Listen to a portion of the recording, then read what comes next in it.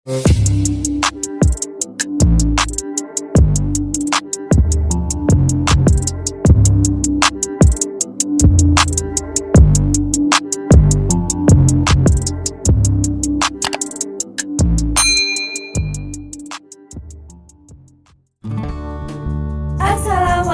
warahmatullahi wabarakatuh.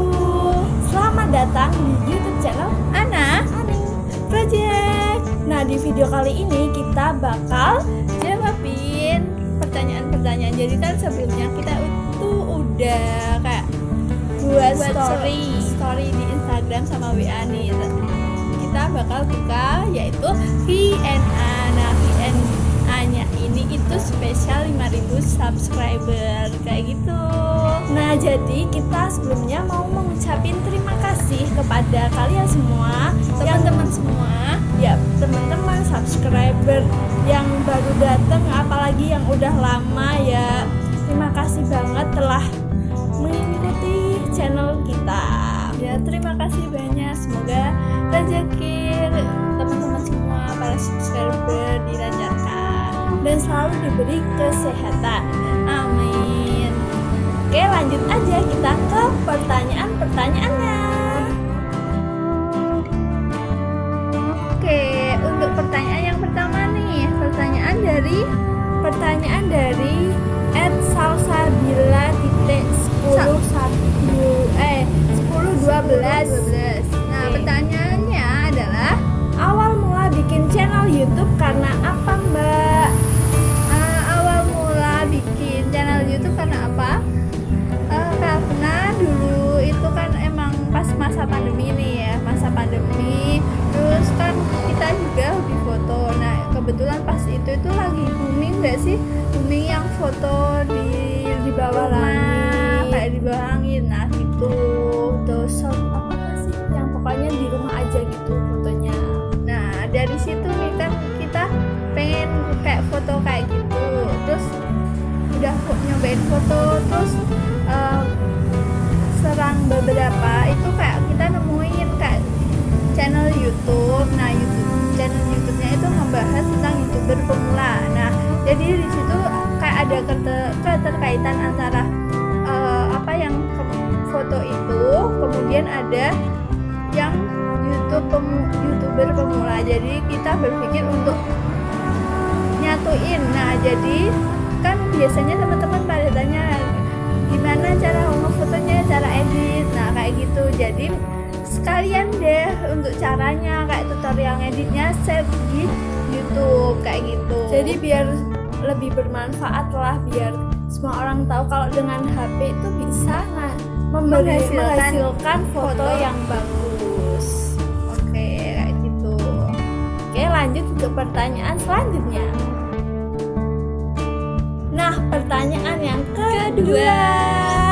Oke, pertanyaannya dari @desintavita_. Nah, pertanyaannya nih, gimana cara awal buat nentuin tema atau topik untuk dijadikan ciri khas channel? Semisal kayak channelnya Mbak itu kan tentang fotografi. Soalnya tiap channel YouTube kan harus mempunyai ciri khas tersendiri agar menarik. Nah, berarti pertanyaannya yang nentuin tema untuk jadiin ciri khas channel. Ya, betul sekali ya, kan pastinya channel YouTube itu punya ciri khas lah, kayak identitas. Kalau misalkan kita nih Ana Project kan emang di dunia kayak fotografi sama edit foto. Nah, kayak gitu. Kenapa kita pilih kayak fotografi dan edit foto? Karena ya kemampuan kita lebih ke di bidang foto sama edit. Jadi sesuai dengan passion kita, terus hobi juga. Gitu. Jadi kalau kalian mau bikin YouTube bisa disesuaikan dengan passion dan hobi kalian, biar kalau kalian ngelakuin itu lebih enjoy gitu. Jadi kalau kalian ngelakuin hobi dan kesukaan kalian buat YouTube, jadi kalian melaksanainnya itu enjoy, terus nggak tertekan kayak gitu. Betul sekali. Oke. Nah, yang selanjutnya nih pertanyaan yang ketiga ketiga dari siapa? Dari @aliyahtuti_. Pertanyaannya, gimana cara bisa konsisten nge-YouTube? Nah, cara biar konsisten nge-YouTube nih ya. Mungkin yang pertama kita buat jadwal. Nah, biasanya kalau yang dulu itu pas ada kuliah juga itu sekitar hari Sabtu ya buat kontennya. Nah, terus untuk uploadnya itu di hari Selasa sama Jumat.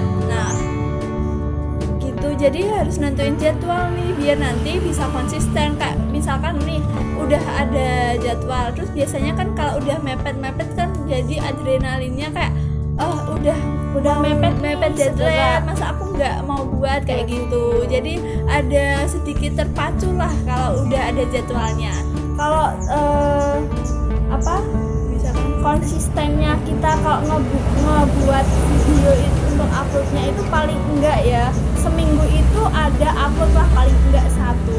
Itu yang kita pegang, walaupun kadang enggak hari Selasa atau Jumat itu yang penting kalau satu minggu ada. Seminggu adalah paling enggak 1. Itu yang selalu kita pegang dan semoga bisa terlaksana sampai berikutnya. Ya.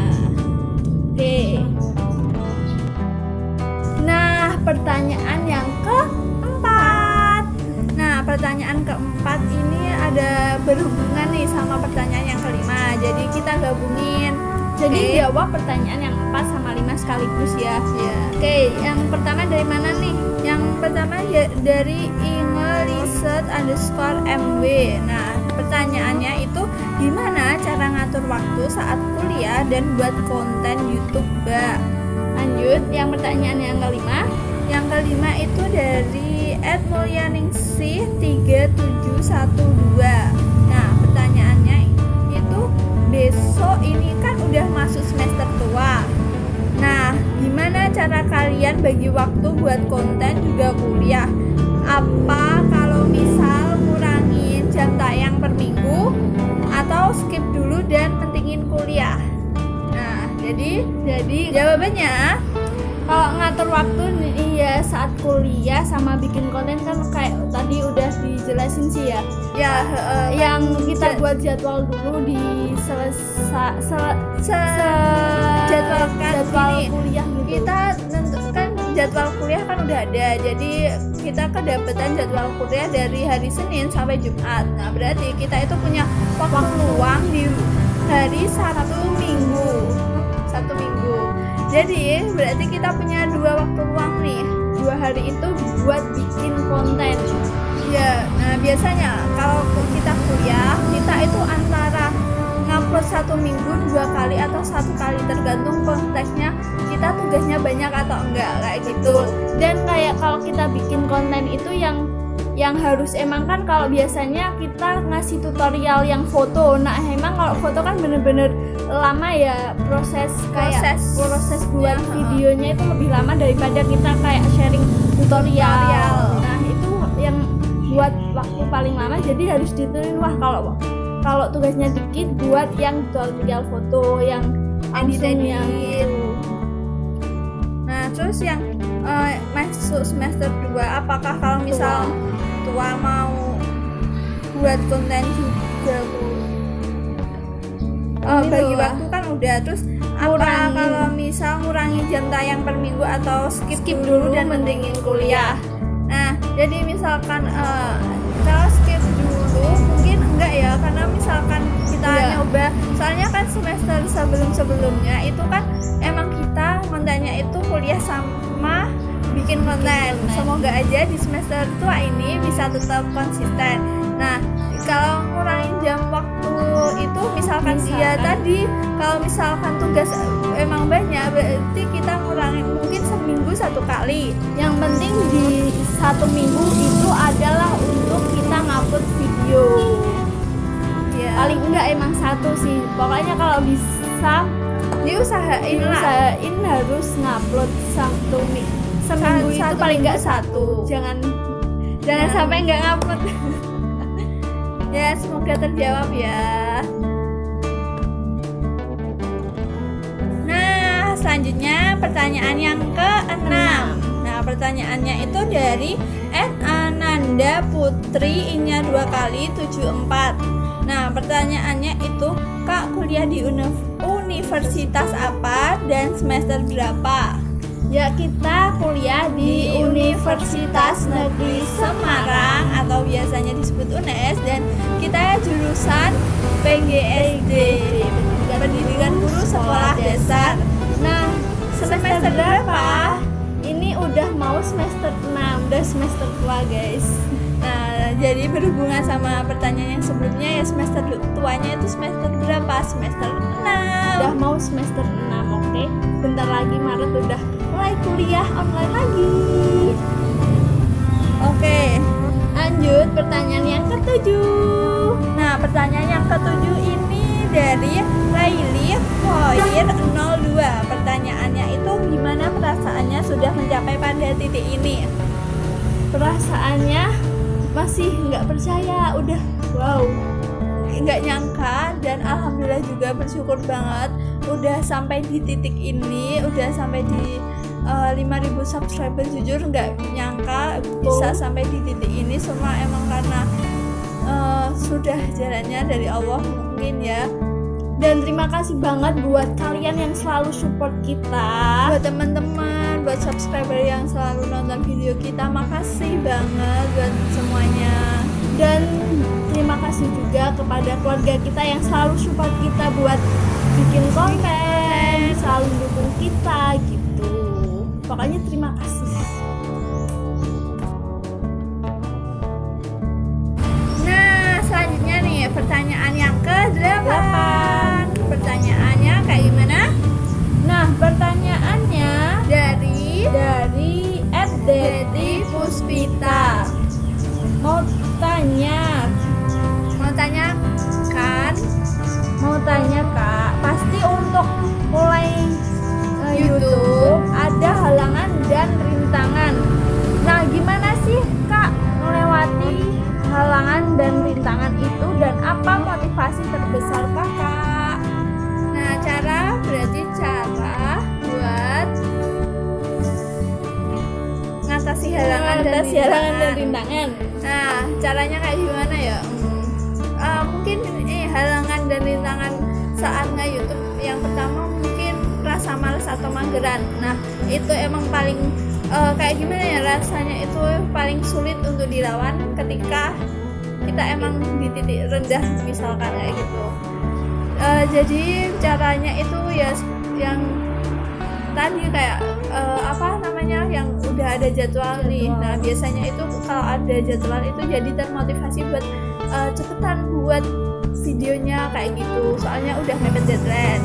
Dan selalu berpikiran optimis gitu, setiap apa yang kayak ada halangan yang ada, semuanya itu datanya dari Allah, dan Allah tidak akan memberi hambatan atau cobaan di luar kemampuan hambanya kayak gitu. Jadi selalu berpikir optimis dalam segala hal. Jadi ya, pasti ada jalan keluar dari rintangan tersebut. Dan apa motivasi terbesar Kakak? Motivasi terbesar buat YouTube deh kayak. Mungkin motivasi terbesar buat YouTube itu mungkin ngebahagiain orang tua ya, pastinya kayak gitu. Ngebahagiain orang tua, terus bisa bermanfaat bagi orang lain gitu, bisa nge-share ilmu yang kita dapat ke orang lain. Jadi lebih bisa jadi manusia yang lebih bermanfaat untuk orang lain. Nah, terus kan motivasinya itu juga kayak misalkan kita nih udah pertama kan emang udah niat buat YouTube, kenapa nggak dilanjutin sampai akhir kayak gitu, sampai bener-bener jangan putus di tengah gitu, selalu berusaha buat sampai di titik akhir.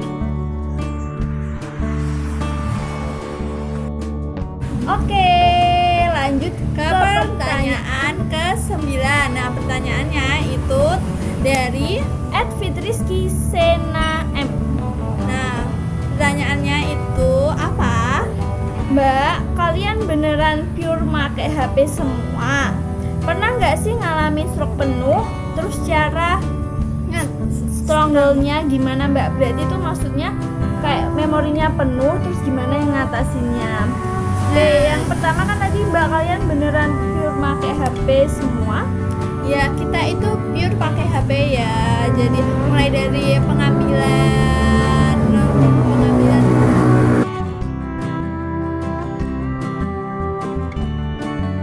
Oke, kita lanjut ya. Bener pakai HP karena emang kita pure pakai HP ya. Jadi pengambilan videonya kayak rekaman suara terus ngeditnya itu pure dari HP semua. Jadi kalau dari HP itu kayak lebih efisien kayak gitu dan terjangkau karena kita kan punyanya handphone ya.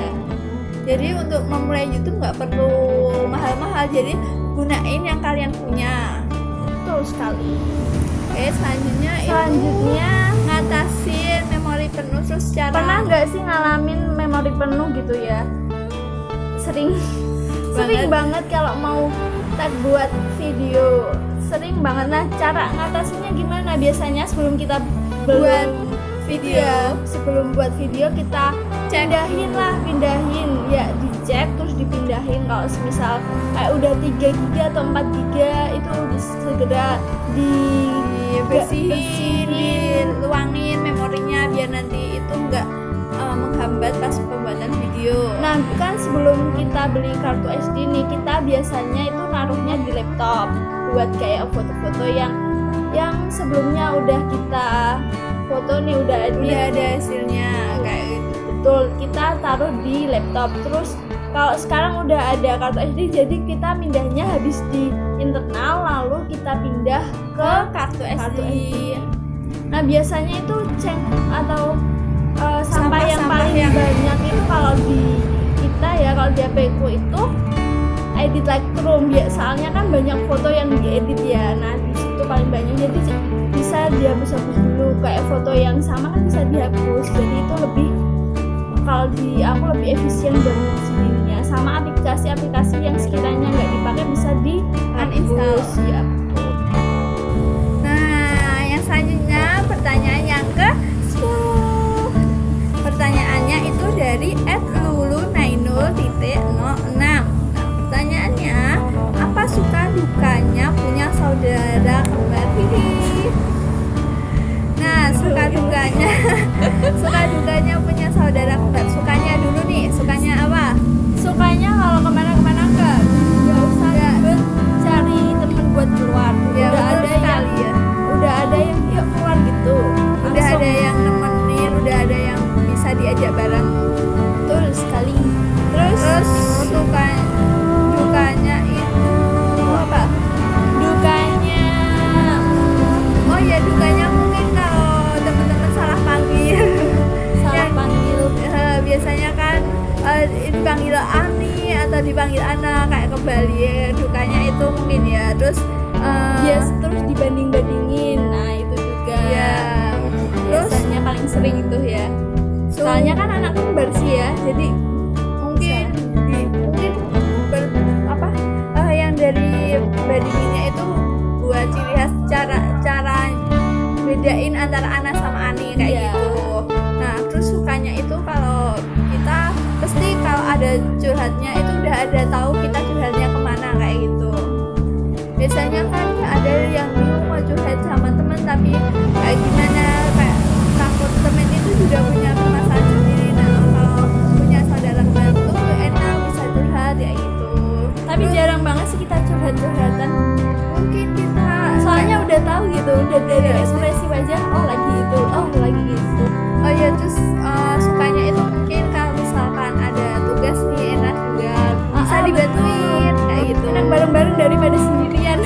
Kayak kalau kita punya tugas kuliah berhubung kita satu rombongan juga, jadi tugasnya itu sama dan di semester ini juga kita satu kelas terus ya. Iya, dan semester 6 ini juga kan ada yang dipecah-pecah ya setiap rombel, dan alhamdulillah kita masih sama. Jadi tugasnya bisa dipikirin berdua, cari solusinya berdua kayak gitu. Betul sekali. Nah, pertanyaan yang ke-11. Pertanyaannya dari @Maria Helga hanya 3 kali. Nah, siapa yang paling mageran? Nah, yang menurut kita magerannya itu dua-duanya mageran ketika ada PMS. Nah, jujur itu mageran banget, kalau apalagi hari pertama itu udah paling mager banget, soalnya biasanya sakit nih, jadi terus kalau lagi bad mood ya, kayak lagi ada masalah gitu, agak kurang mager mau ngapa-ngapain, terus kayak lebih sensitif. Oke. Nah, yang selanjutnya nih, pertanyaan yang ke-12. Gimana cara agar selalu percaya diri? Nah, ini pertanyaan dari @ananda_putri_74. Nah, jadi percaya dirinya di depan kamera atau di depan orang banyak, atau percaya diri kayak gimana nih? Mungkin maksudnya percaya diri waktu konten di depan kamera, mungkin tuh ya. Mungkin kalau percaya diri di depan kamera, kita pernah nih bahas percaya diri di depan kamera, mungkin bisa dicek. Nah, kalau tips ya percaya diri di depan kamera itu kayak kita harus sering-sering latih ya, kayak latihan di depan cermin dulu. Jadi kita latihan di depan cermin terus secara terus menerus biar nanti pas di depan kamera itu pede. Nah, jadi misalkan kita masa nggak pede di depan kamera, soalnya kamera itu benda mati ya, kayak gitu. Jadi kita pikir kamera kan benda mati, kalau misalkan aku salah kan dia nggak ngertawain kayak gitu. Betul banget. Terus juga matanya diperlihat lebih terarah ya, antara di layar atau di kameranya. Terus sekali misalkan kalau percaya diri di depan orang banyak gimana? Kalau di depan orang banyak nih ya, yang pertama pasti kalau kita ngomong apalagi di depan orang banyak pasti nervous. Tergantung kalian kalau mau presentasi, berarti kalau presentasi itu kalian harus udah nyiapin materi yang mau dipresentasikan. Jadi kalian itu udah paling enggak tahu lah letak di mana apa yang kalian mau presentasikan. Kalau kalian ngomong juga, kalau jadi MC atau apa, mesti kan udah ada topik pembicaraan yang akan nantinya akan diutarakan dalam kegiatan tersebut. Ya, betul sekali. Dan yang paling penting kalau jadi MC atau presentasi itu, kalau di depan orang banyak dalam suatu kegiatan, kalian lebih sering latihan, cari tutorial di YouTube, terus cari referensi kayak biar topik-topik, terus kayak ada selingan icebreaking kayak gitu, mungkin bisa ditambahin biar gak garing. Betul sekali. Nah, pertanyaan yang ke-13. Pertanyaan dari Oki Okta, Anya double. Nah, pertanyaannya itu, yang mau nikah duluan anak apa Ani, punya target tahun berapa enggak? Pertanyaannya, dia selalu memberikan pertanyaan yang di luar ekspektasi kita ya. Iya, Oki itu emang teman-teman tergokil. Yang mau nikah duluan anak apaan nih? Nggak tahu. Belum tahu nggak. Tapi kalau resepsinya pengennya berdua ya. Ya mungkin ya, biar itu dua jadi satu sekaligus gitu. Tapi tergantung ntar kasihnya kayak gimana. Terus adatnya biasanya kan ada juga kalau nggak boleh adik nggak boleh nikahin kakak atau kayak gimana. Biasanya kan ada di setiap daerah itu berbeda ya. Jadi nanti biasanya ya tergantung ada, terus kemudian tergantung Allah ngasih jodohnya itu kapan. Nah, punya target tahun berapa nggak? Nggak punya target sih ya. Nggak punya, tapi paling enggak itu mentok 25, mungkin 25 ya. Ya intinya bisa dikasihnya lah ya, bener gak? Iya, kita mah tinggal jalanin pasti aja. Udah digarisin sama Allah juga. Mending kita memperbaiki diri aja biar dapat yang sesuai dengan kita, karena kan cerminan ya. Jadi ya semoga aja dipertemukan sama jodohnya di tempat terbaik, di momen terbaik, terus di suasana terbaik kayak gitu. Semoga Oki juga Oki mau nikah tahun berapa? Jangan lupa kita diundang ya. Makanya jangan lupa diundang, kan Lembang sama Pati dia kan itu ya deket loh. Jangan lupa diundang kalau nikah. Oke? ditunggu undangannya. Terus kemudian yang ke-13 nih. Kok 13? 14 ya. Ya, 14 itu dari @kurnia hanya 3 kali 14 underscore. Nah, Apa dia tuh? itu nggak mau tanya, nggak mau tanya. Terus mau nyemangatin aja. Oh, makasih. Oh, makasih. Semangat juga buat Kurnia. Terus semoga kontennya Semangat kontennya. Oh ya, semangat kontennya kembar, sukses selalu. Amin. Semoga doanya berbalik juga. Sukses selalu buat Kurnia dan teman-teman semuanya. Pokoknya semoga semuanya selalu diberikan kesehatan, kesuksesan, dan selalu diperlancarkan dalam segala urusan. Betul sekali. Nah, jadi terima Udah kasih. selesai. Udah selesai. Oke. Jadi terima kasih nih kepada teman-teman semua yang udah ikutin Q&A spesial 5.000 subscriber kita. Terus udah ya? Udah. Oke, terima kasih banget buat yang udah tanya. Kalau kalian masih belum puas nih, masih pengen tanya-tanya, bisa di kolom komentar. Nah, semoga ini itu semua pertanyaannya sudah terjawab semua ya, nggak ada yang tertinggal kayak gitu. Misalkan kalau nggak misalkan ada yang tertinggal, bisa komen di Komen di kolom bawah. komentar dan nanti bisa dijawab oleh kita kayak gitu. Nah, terima kasih udah nonton Q&A spesial 5.000 subscriber. Dan jangan lupa untuk like, comment, subscribe, and share ke seluruh media sosial kalian agar channel ini terus berkembang. Terima kasih. Wassalamualaikum warahmatullahi wabarakatuh. Dadah.